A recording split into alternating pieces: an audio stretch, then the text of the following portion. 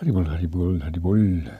So today is Rama Ekadashi. I'd like to do the reading. Thank you.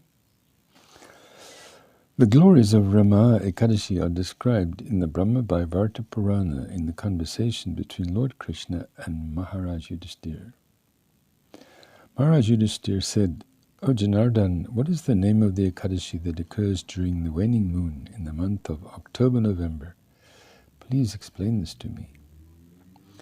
Lord Krishna replied, "O lion among kings, the name of this Ekadashi is Rama Ekadashi, and it vanquishes all one's sinful reactions. Now please hear the glories of this sacred Ekadashi. Long, long ago there was a famous king named Muchukunda. He was a good friend of Indra, the king of heaven. He also had friendship with personalities like Yamaraj, Varuna, Kuvera, and Vibhisan. This king was very truthful and always attached to the devotional service of Lord Vishnu. He ruled his kingdom with proper code of conduct. In due course of time, King Muchukunda begot a daughter. She was named after the best river, Chandrabag. In due course of time, she was married to a handsome person named Shoban, who was the son of Chandrasena. One day, Shoban came to the house of his father-in-law on the day of the Ekadashi. Chandrabag became greatly worried and contemplated. "O my lord, what will happen now? My husband is very weak, and he cannot tolerate hunger. Moreover, my father is also very strict. On the day before Ekadashi, my father usually sends his servant to announce that no one can eat on the day of Ekadashi." When Shoban heard about this custom, he said to his dear wife, "O dear one, what should I do now? What can I do so that my life is protected and the order of the king is not transgressed?" Chandrabag replied, "O my lord, what to speak of the human beings, even the elephants, horses, and other animals in the kingdom of my father will not be allowed to eat anything today. O husband, how then can the human beings possibly eat?"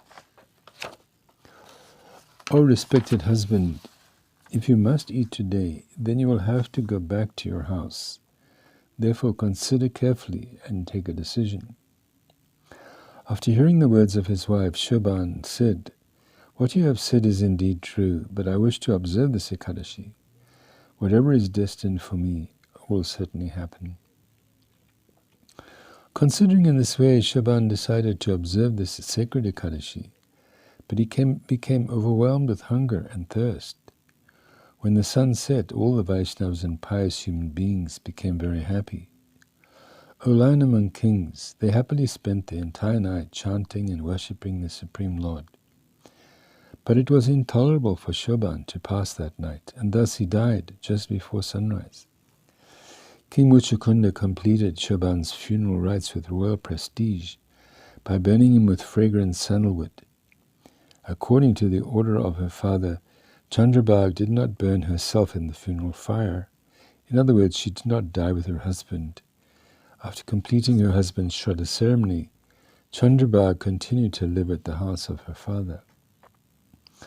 O king, meanwhile, by the influence of observing Rama Ekadashi, Shoban became the king of the beautiful city of Devipur, which was situated at the peak of Mandar mountain. He began to live in an opulent residence with pillars made of gold, and bedecked with jewels, and walls decorated with gems and crystals. A beautiful white umbrella was held over his head, which was decorated with a golden crown bedecked with jewels. His ears were decorated with earrings, his neck was decorated with a necklace, and his arms were decorated with golden armlets. Decorated in this way, Shoban sat on the royal throne.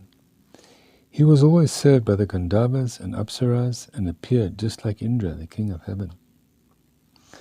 One day a Brahmin named Somaharma, a resident of Muchukundapur, arrived in the kingdom of Shoban in the course of travelling to the holy places. Considering Shoban as the son-in-law of King Muchukunda, the Brahmin approached him. As soon as the king saw him, he stood up with folded hands and then offered his respectful obeisances to the Brahmin. Thereafter Shobhana inquired from the Brahmin about his well-being and the well-being of his father-in-law, Muchukunda, his wife Chandrabhag, and all the residents of Muchukundapur. He informed the king that everyone was living in peace and harmony. In great amazement, the Brahmin said, "King, I have never before seen such a beautiful city as this. Please tell me how you have obtained such a kingdom." The king replied, "By the influence of observing Rama Ekadashi, which occurs during the waning moon, in the month of October-November, I have received this temporary kingdom. O best of the Brahmins, please advise me how my kingdom can remain permanently. I think because I observed the Ekadashi without faith, hence I have received this unsteady kingdom. Please explain these topics to Chandrabhag, the beautiful daughter of King Muchukunda. I think she is capable of making it steady." After hearing these words of King Shaban, the Brahmin returned to Muchukundapur and told everything to Chandrabhag in detail. When Chandrabhag heard the whole incident, she became extremely joyful and said to the Brahmin, "O great Brahmin, your statements appear to be just like a dream." Then the Brahmin, Sumaharshama, said, "O daughter, I have personally seen your husband at Devapuri, plus his entire kingdom, which is as bright as the sun. But he told me that his kingdom was not steady. Therefore, you should try to make his kingdom steady by any means." Chandrabhag said, "O respected Brahmin, please take me there because I have developed an intense desire to see my husband.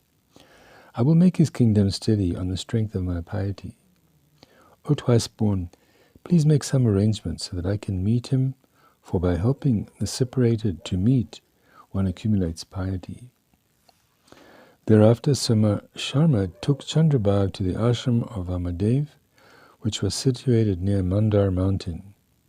After hearing the whole story from the bright-faced Chandrabhag, Vamadev initiated her with Vedic mantras.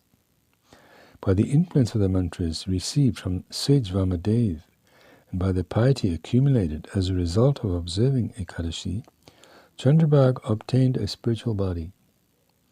Thereafter Chandrabhag happily went before her husband. Upon seeing his wife, Shaban became extremely pleased and satisfied. Chandrabhag said, "O my respected husband, please hear my beneficial words. I have been strictly observing Ekadashi from the age of 8 at the house of my father. May that accumulated piety make your kingdom steady, and let it continue to prosper until the time of annihilation." Thereafter, having received a divine body decorated with opulent ornaments, she began to enjoy the association of her husband. By the influence of Rama Ekadashi, Shoban also received a divine body and began to enjoy with his wife at the peak of Mandar mountain.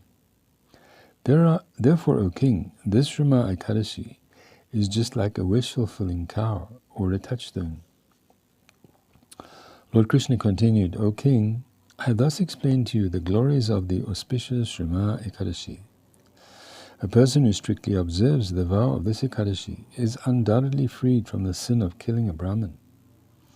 Just as black cows and white cows both give white milk, similarly, Ekadashis of the waning moon and Ekadashis of the waxing moon both award liberation to the followers. Anyone who hears the glories of this Ekadashi becomes liberated from all sinful reactions and happily resides in the abode of Lord Vishnu. Rama Ekadashi ki Jai.